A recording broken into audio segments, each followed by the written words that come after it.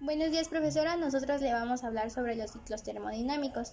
El ciclo de Carnot, que es el que me corresponde a mí, es un ciclo termodinámico que se produce en equipo o máquina, cuando éste trabaja absorbiendo un calor de una fuente de mayor temperatura y cediendo un calor a una de menor temperatura, produciendo un trabajo en el exterior. El ciclo de Carnot consta de 4 etapas, que serían 2 isotérmicamente, que es temperatura constante, y 2 adiabáticamente, que es aislados térmicamente. Como ya había dicho anteriormente, consta de 4 etapas. En la primera etapa, un gas confinado en un cilindro provisto de un émbolo móvil se pone en contacto con una fuente de alta temperatura. El sistema recibe una cantidad de calor que es absorbida por el gas, el cual se dilata isotérmicamente a medida que disminuye la presión y realiza trabajo de A a B. En la segunda etapa, el sistema realiza un trabajo adiabático, pues el cilindro entra en un medio aislante térmico donde el gas continúa su dilatación adiabáticamente, en tanto que la presión disminuye hasta su punto más bajo, por lo que se enfría alcanzando una temperatura más baja posible. En la tercera etapa se comprime. El cilindro es extraído de la base aislante y colocado sobre una fuente de baja temperatura. Una cantidad de calor es liberada del gas a medida que ésta se comprime isotérmicamente, donde el punto de C a D, mientras la presión aumenta. Por último, en la cuarta etapa, de D a A, el cilindro se coloca de nuevo a la base aislante, donde se sigue comprimiendo adiabáticamente mientras que la presión aumenta hasta llegar a su etapa final. El esfuerzo realizado es igual a la energía neta recibida en un ciclo. Hola, mi nombre es Jiménez Ramírez Miguel Ángel y yo les voy a hablar sobre el ciclo de Otto. El ciclo de Otto es un ciclo termodinámico que comprende una combustión interna dentro de un motor. Esta combustión se genera gracias a un chispazo eléctrico producido por las bujías del mismo y por un combustible como lo puede ser el etanol, la gasolina y otros derivados del petróleo.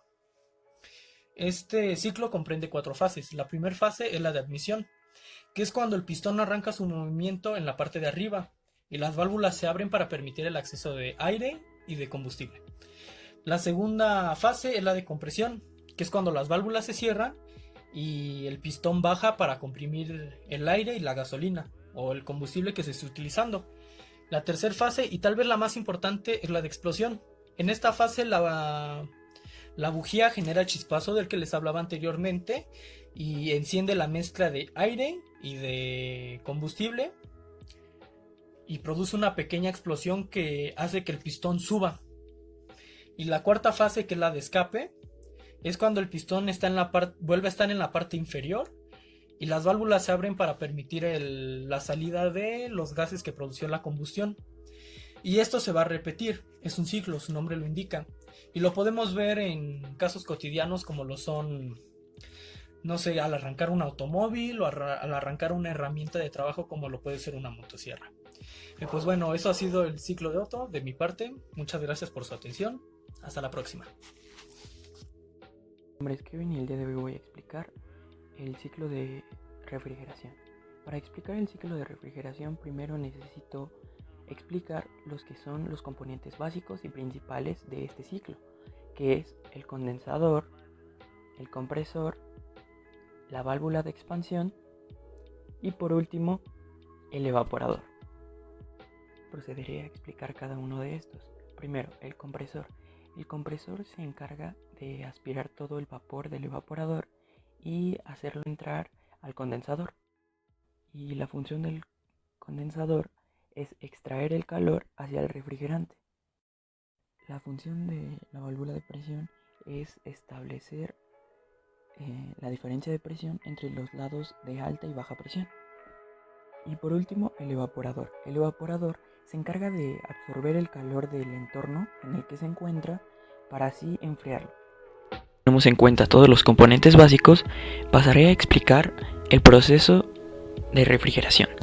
Bueno, primero situémonos en el punto 1 antes de la válvula de expansión, en el que el refrigerante se encuentra en estado líquido a una cierta presión.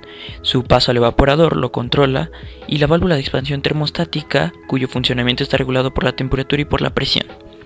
Esta válvula le produce una pérdida de carga al refrigerante, mediante una estrangulación brusca que hace que la presión descienda desde la que tenía en el punto 1, que es la salida del condensador, hasta el existente a la entrada del evaporador entre el punto 2 y 3.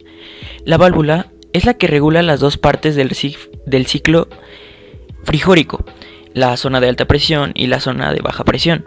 Esta bajada de presión en el evaporador hace que el refrigerante hierva y se produzca su evaporación, absorbiendo calor del recinto en el que se encuentra a través del aire del mismo y transfiriéndolo al líquido, que se va transformando en vapor en el interior del evaporador, hasta que se evapora. Esta bajada de presión en el evaporador hace que el refrigerante hierva y que la transformación en el vapor del interior se evapore totalmente. Para aquel último, el refrigerante entra al compresor a baja presión y temperatura, en forma de gas, ya que este es comprimido y aumentando su presión y temperatura, donde comienza el punto 4.